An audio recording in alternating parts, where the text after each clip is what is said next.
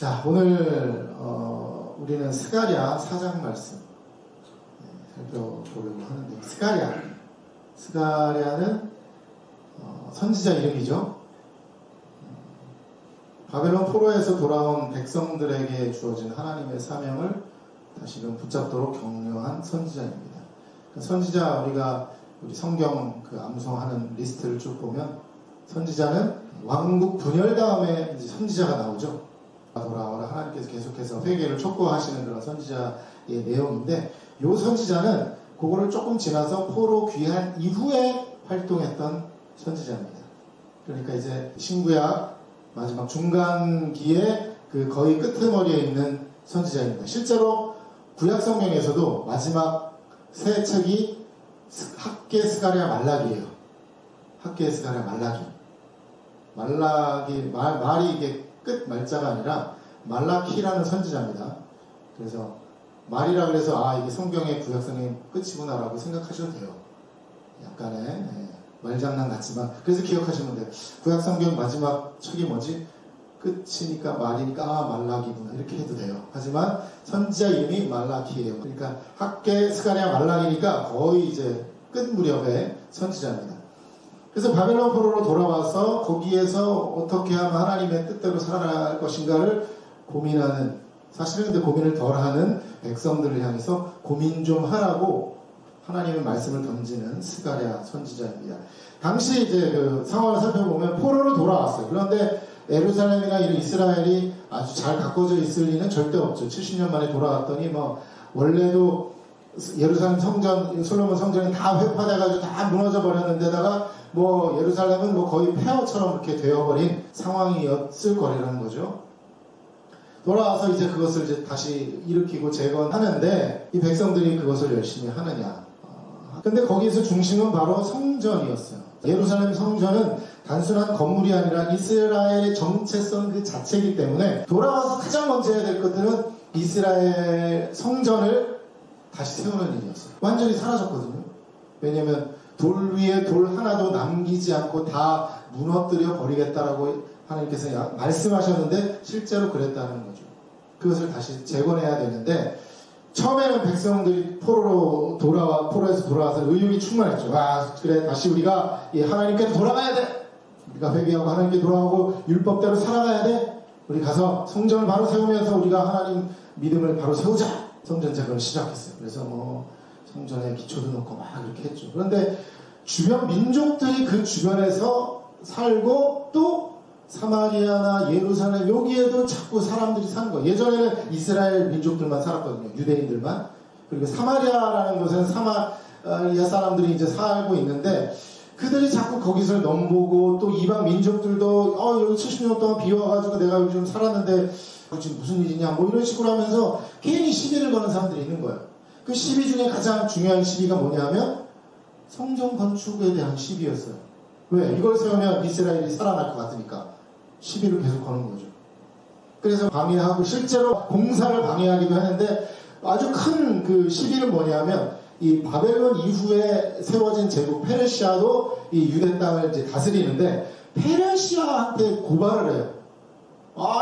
이거 좀 속국에, 이 이스라엘이라는 나라 속국인데 여기서 지금 이 종교를 다시 세우려고, 이 성전을 다시 세우려고 한다고, 이러면 안 되는 거 아니냐고, 이런 거.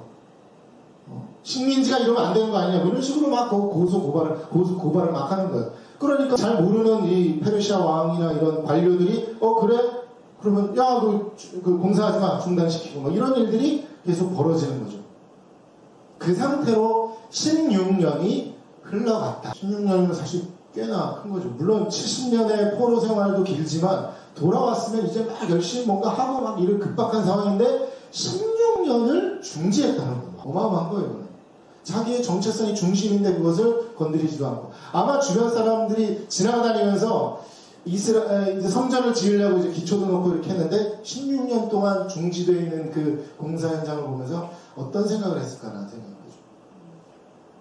우리도 그러면 폐허들, 사실 16년에 했으면 완전 폐허가 된 그 장소를 바라보면 무슨 생각을 할까? 저기는 예루살렘 성전이 있었던 곳인데 세워져야 되는데 어떡하지? 그냥 다들 이게 나몰라라 하면서 16년을 보내고 있었던 거 아닙니까? 그 시간이 지나면 사람들의 마음도 변화되죠. 뭐 성전 뭐 나중에 하지 뭐. 16년 동안 성전이 안 세워졌는데도 우리 이렇게 잘 먹고 잘 사는 거 아니죠. 그때 굉장히 헐벗었지만 그냥 이렇게 잘 사는 거고 그리고 우리는 그거 성전보다 우리가 먹고 사는 게 더 중요해. 지금 우리가 70년 동안 얼마나 지금 노예를 살았는데 여기서 우리의 삶을 지금 영위하고 세워가는데 얼마나 지금 힘든데 지금 성전이 중요해. 지금 이렇게 얘기를 하는 거죠.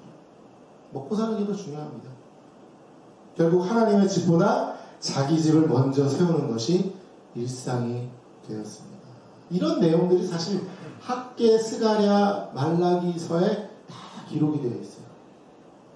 사실 이 성전을 건축하지 않는다는 것이 여러분 뭐 잘 아시겠지만 이것이 영적인 의미죠. 실제로 교회가 건축이 안 된다 이런 개념이 아니에요. 이거는 내 안에 있는 하나님의 성전이 세워지지 않고 있다라는 증거라는 거죠. 지금으로 말하면 내 먹고 사는 일 아니면 내가 영광을 누리는 일을 위해서 내가 무엇인가 하다가 보면 내 안에 있는 성전 세우는 게 16년 동안 지나갈 수가 있어요.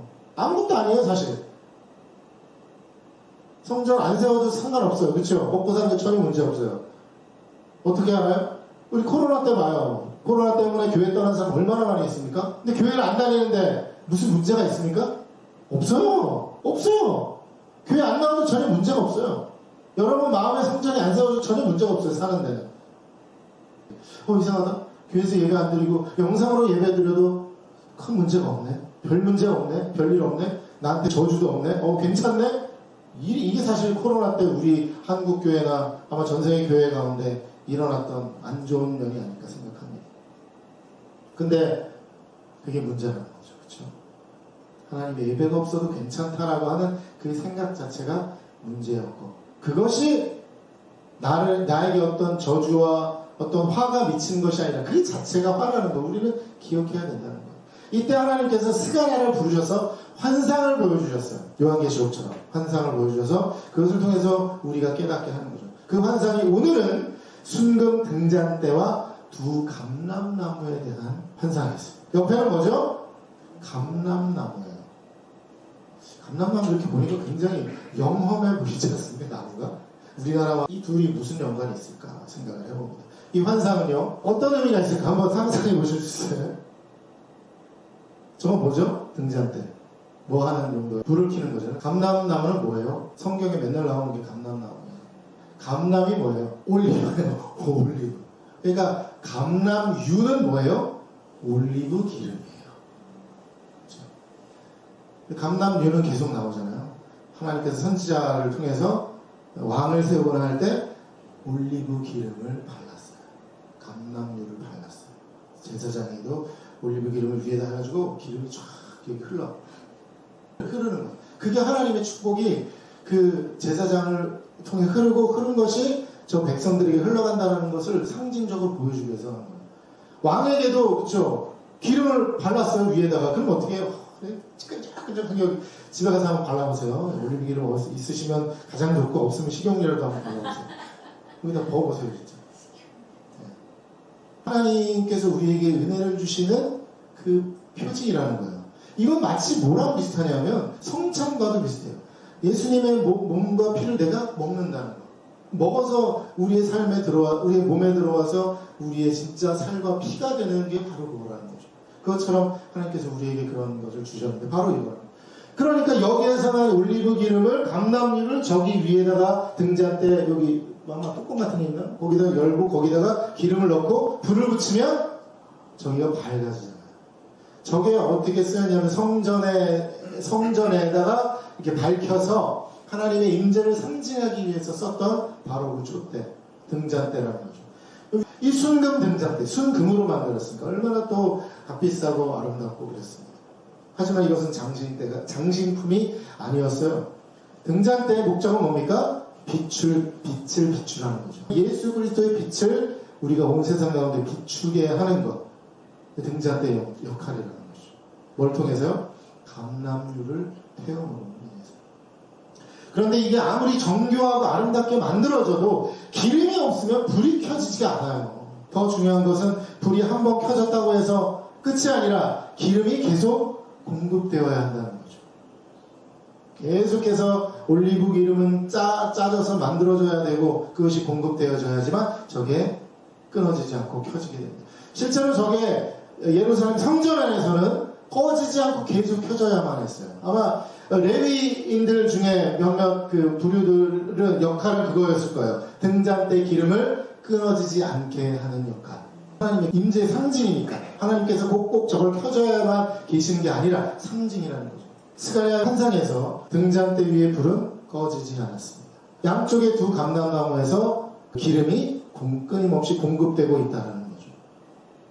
제사장이 매번 채워주는 것이 아니라 하나님이 세워주신 두 사람, 대제사장 여호수아와 총독 스룹바벨을 통해 성령의 기름이 계속 공급되고 있는 그림입니다.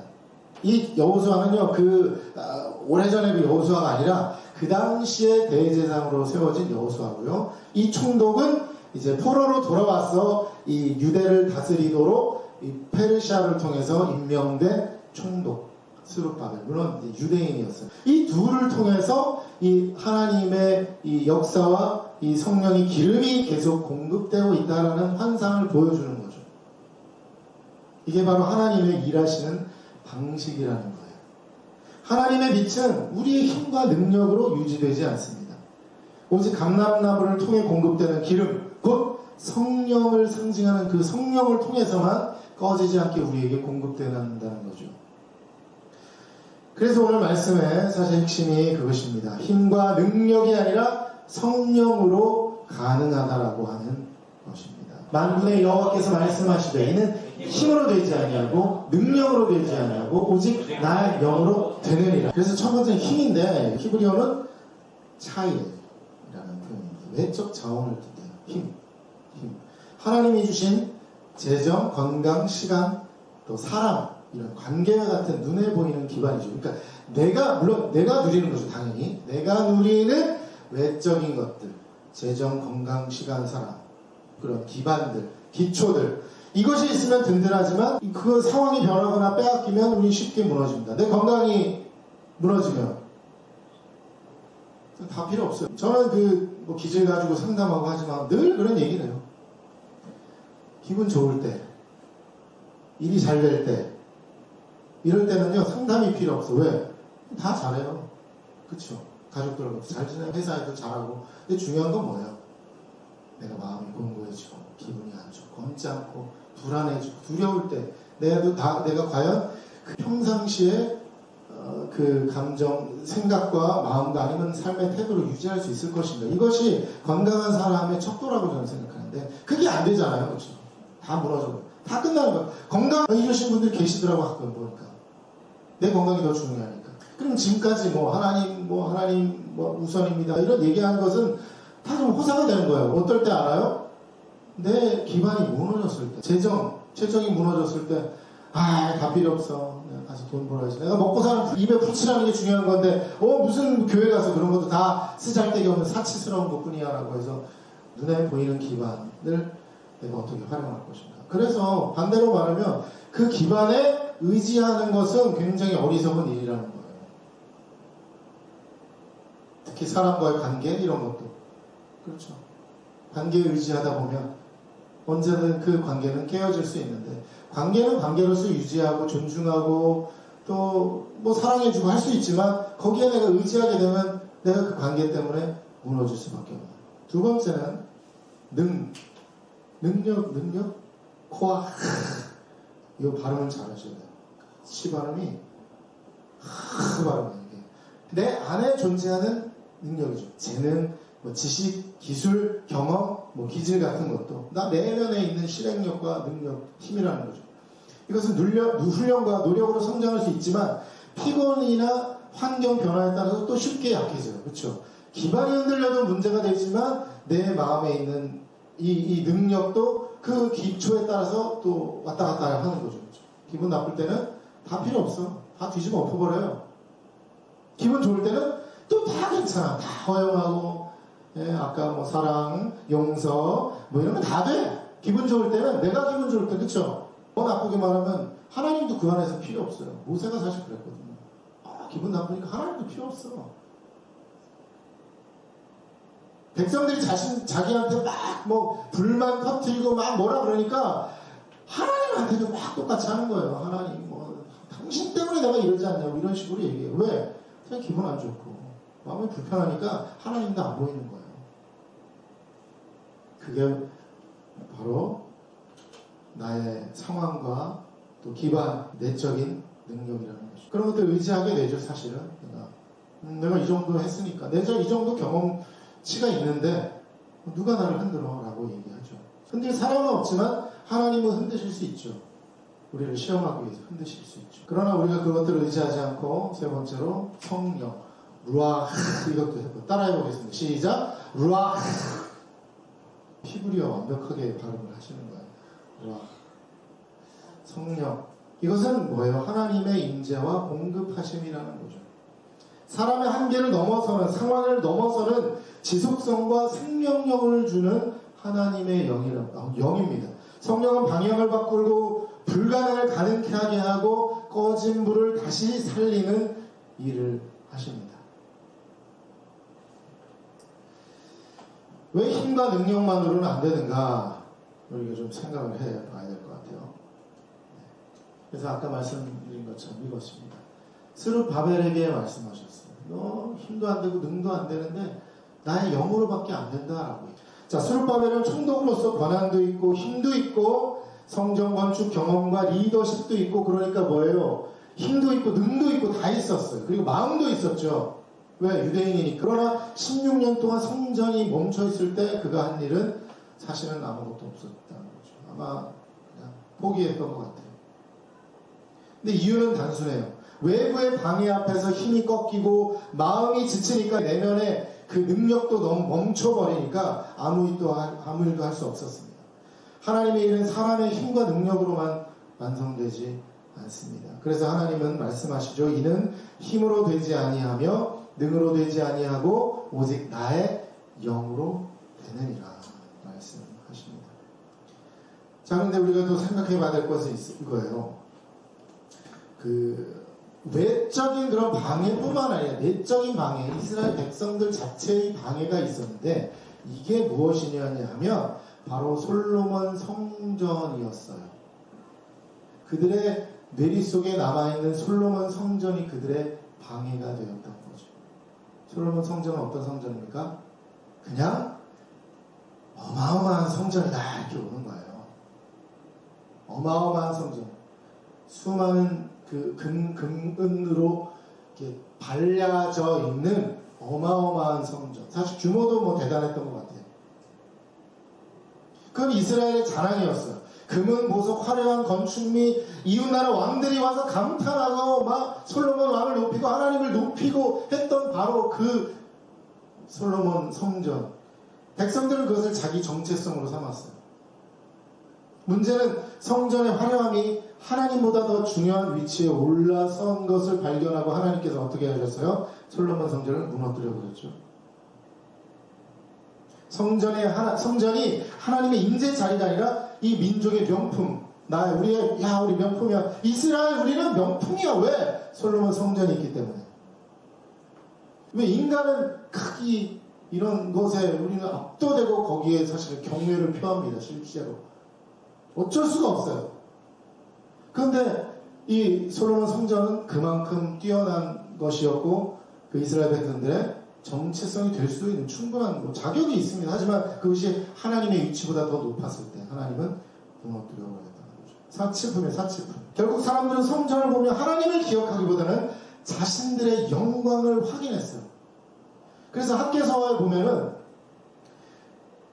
나중에 이제 나중에 스룹바벨 성전이 건축된 다음에 과거에 솔로몬 성전을 본 사람들이 그 성전을 보고 통곡하며 울었다고 기록하고 있어요.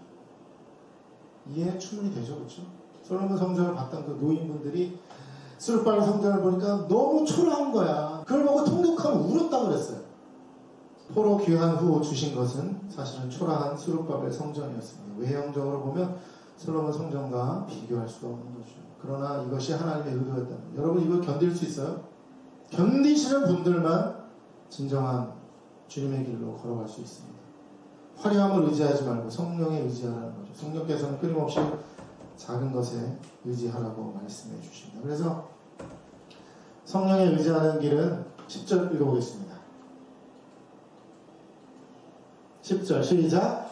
작은 일의 날이라고 멸시하는 자가 누구냐? 사람들이 수룹바벨의 손에 가림줄이 있음을 보고 기뻐하리라. 이 일곱은 온 세상에 두루다니는 여호와의 눈이라 하니라.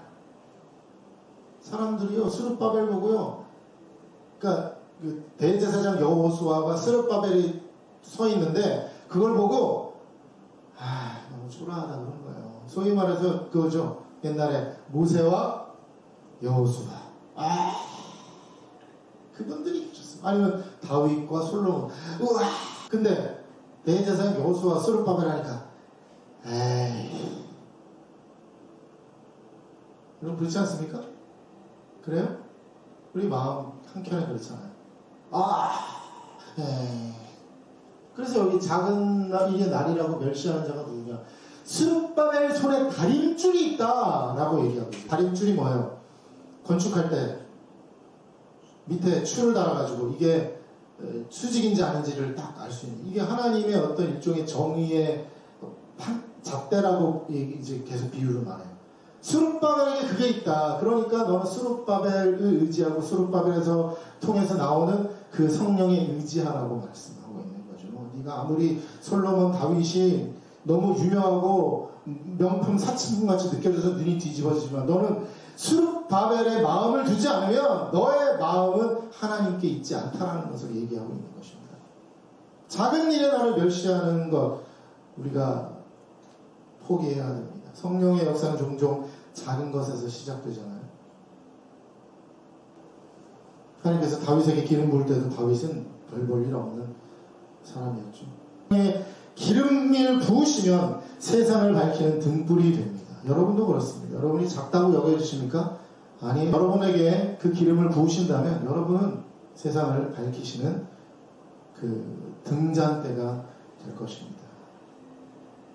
두 번째로 하나님이 세례온 사람을 신뢰하라는 것입니다. 14절 시작. 이르되 이는 기름 부음 받은 자 둘이니 온 세상이 주 앞에 서 있는 자리라. 무시하지 마라. 제발. 이건 지금도 우리에게 계속해서 외치는 거 아닐까요? 저도 뭐 작은 자라는 생각이 있어서 더 그런지 모르지만 저는 이런 말씀을 들을 때마다 더 저는 작은 자가 되고 싶어요. 더 큰 자가 되고 싶지 않아요. 저를 통해서 하나님께서 역사하신다고 생각해요. 저를 통해서 하나님의 일이 일어나고 저와 함께 동역하는 여러분 모두가 바로 저 하나님의 말씀 가운데 있으신 분들입니다. 유명하고 대단하고 돈 많고 이런 사역자들하고 일하시는 분들도 좋지만 저는 이 말씀에 입각한다면 저는 이 역할을 저는 감당하고 싶다. 저는 그런 마음이 있다라는 것이죠. 그래서 하나님이 세운 사람을 신뢰하라. 계속 말씀하시죠. 이 두 감람나무 네 보기에 별 볼 일 없지만 너의 인생의 믿음의 인생에 성령의 기름을 공급할 자들이다라는 것이죠. 성령의 사람은 하나님이 세운 통로를 인정하고 그와 동역하며 그를 위해 기도하며 함께하는 것입니다. 그렇게 할 때 그 기름의 흐름이 끊이지 않는다 기억하시기 바랍니다. 그래서 우리 성령의 공급선에 연결되어 있어야 하겠습니다. 성령께 의지한다는 것은 계속해서 한 번 의지하고 끝이 아니라 의지하고 있는 상황을 계속 유지해야 되는 거예요. 단순히 에너지를 받는 것이 아니라 에너지를 받아서 삶의 방향과 때로는 강도와 속도와 방식을 다 맡기는 거예요. 속도, 그렇죠? 어떨 때는 빨리 가고 어떨 때 느리게 가요. 어떨 때는 하나님께서 스위치를 끄시기도 해요. 야, 좀 쉬어라. 그리고 어떨 때는 다시 켜시고. 말씀과 기도와 예배와 공동체 안에서 여러분 성령의 흐름 속에 머무르시기를 주님의 이름으로 축복합니다. 이 안에 성령께서 흐르시죠. 저는 이 공급책이라고 봐요. 이 공급 안에서 여러분 흘러가는 이 성령의 흐름 속에 여러분 함께 몸을 실으셔야 하겠습니다. 결정할 때마다 성령께 묻고 봉사할 때 결과보다 순종에 먼저 여러분의 마음을 두시기 바랍니다. 신앙적 사치품이 나를 만들어내는 거 아닙니다. 내가 성경 10번 통독했다, 몇 번 읽었다, 이런 것이 여러분의 신앙을 담보할 수 있는 거 아닙니다. 내가 어떤 교회 다닌다, 어떤 유명한 목사님을 통해서 내가 세례 받았다, 기도받았다. 그것이 전부가 아님을 여러분 기억하시기 바랍니다. 그래서 사랑하는 여러분, 힘은 기반이고 능력은 실행력입니다. 그러나 방향과 완성 그리고 강도와 시기와 때는 누가 결정해요? 성령께서 결정하시는 것을 여러분 기억하시기 바라요. 하나님은 때로 우리의 솔로몬 성전을 무너뜨려 버리시고 스룹바벨 성전을 보여주실 것입니다. 그래도 나를 섬기겠니?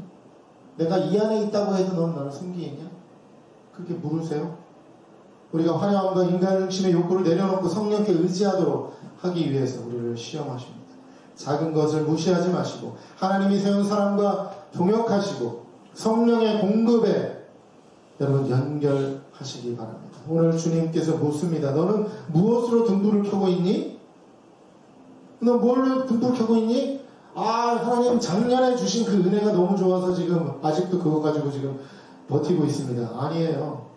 하나님께서 지금도 새로운 능력, 새로운 성령께서 계속해서 여러분에게 공급해 주시는데 여러분 그것을 무시하지 않으시기 바랍니다. 능도 힘도 아니고 오직 성령으로 그 성령의 기름이 여러분의 삶을 밝히고 그 밝힘이 온 세상 가운데 예수 그리스도를 여러분을 통해서 밝힐 것을 믿습니다.